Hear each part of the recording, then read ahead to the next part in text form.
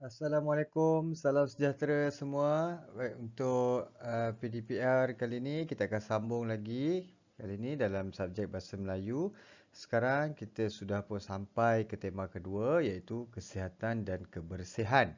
Untuk kali ini, sesi ini kita akan masuk ke unit keempat iaitu saya sihat.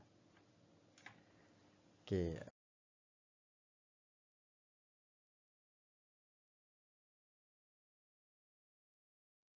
Baik, dalam sesi ini okey, objektifnya ialah awak dapat bertutur untuk menilai dan memberikan alasan. Okey, kriteria kejayaannya, murid dapat memberikan alasan tentang sesuatu perkara secara bertata susila mengikut konteks. Okey, panjang cerita dia ya. Apa tu bertata susila kat sini, bertata susila ni?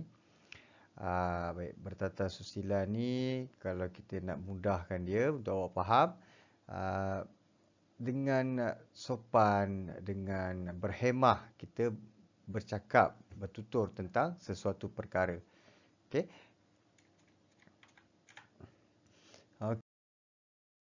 Okey, macam biasa dalam kemahiran mendengar dan bertutur, ia akan berkaitan dengan dialog.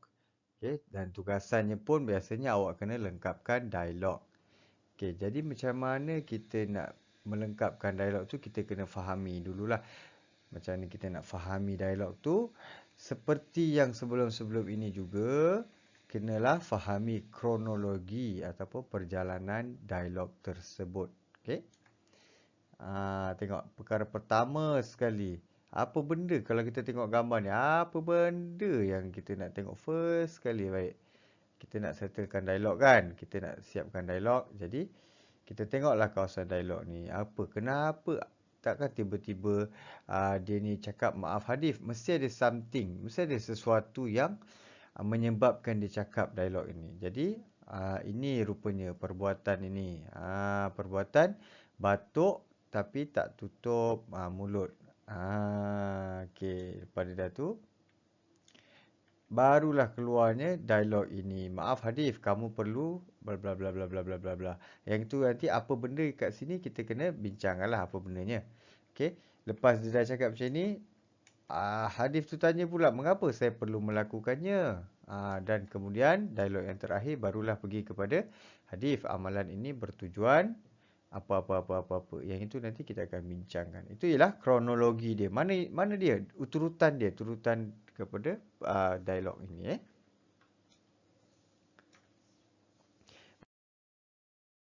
Seterusnya, bila awak dah tahu kronologi dialog tu, awak kena tengok jugalah dia punya latar belakang. Kenapa latar belakang ni selalu je aku cakap latar belakang. Kena tengok gambar tu, kena tengok teks-teks yang ada dalam gambar tu. Okey, kalau kat sini latar belakang. Latar belakang ni macam mana kita nak tahu latar belakang? Ni apa benda ni? Bacalah sedikit di atas ni. Hadif ditemani Rajif dan Jidwan ke bilik rawatan setelah pening dan lemah badan. Sepanjang hari itu, dia sering batuk dan bersin. Baik. Jadi kita dah tahu dah. Kita dah tahu dia orang ni berada di dalam bilik rawatan. Macam bilik sakit dekat sekolah tu lah. Itulah bilik rawatan Dalam bilik sakit ada tilam, ada penimbang, ada poster-poster dan sebagainya. Okey, selain latar belakang, kita juga kena tengok gambar kecil dan maklumat-maklumat yang lain. Nak gambar kecil dia ada apa? Ada denggi, ada sistem pernafasan, ada cerita pasal amalan ketika anda batuk dan bersin. Sama macam yang sedang dialami oleh Hadif. Hadif sedang batuk dan bersin. Dia tengok ni, dia tengah batuk dan bersin.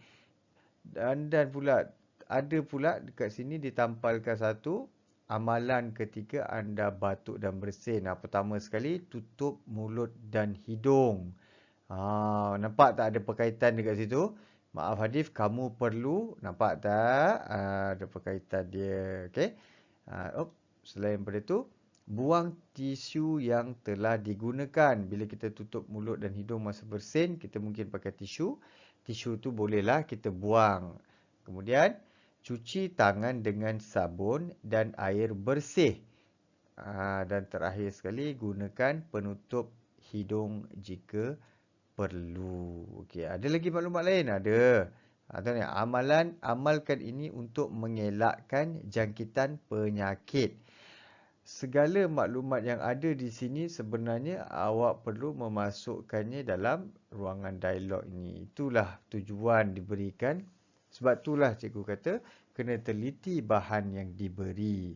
Bila awak teliti bahan-bahan yang diberi, awak bolehlah menyelesaikan ataupun melengkapkan dialog ini dengan jawapan yang sesuai.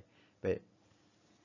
Untuk membantu awak sikit dalam penyelesaian dialog ni untuk buat tugasan nanti, kita tengok Maaf Hadif, kamu perlu apa Perlu apa? Yang itu sebenarnya ada dekat sini. 1, 2, 3, 4. 4 benda ni ialah apa yang kita perlu amalkan ketika kita batuk dan bersin. Gubahan kata kerja ini tutup, buang, cuci. Yang ini awak kena ubah suai dia mengikut kepada struktur ayat awak nanti. Okey? Kalau awak tengok kat sini, maaf Hadif, kamu perlu. Kalau tutup mulut dan hidung, ayat itu sebenarnya kurang baiklah. Jadi untuk menggabungkan maklumat ni dengan ayat di sini, awak kena mengubah suai kata kerja tutup ini kepada kata kerja yang lebih baik. Mungkin awak kena tambah imbuhan men ke, ter ke, di ke. Itu ialah imbuhan-imbuhan yang awak boleh tambah untuk melengkapkan ayat tu dengan gramatis. Okey. Seterusnya, sila lengkapkan tugasan yang cikgu bagi. Okey, tugasan sekarang dah mula dibuat dalam buku. Okey. Jadi apa-apa pun, cikgu harap awak boleh terus untuk berusaha dan menjayakan PDPR ni. Okey. Assalamualaikum. Salam sejahtera.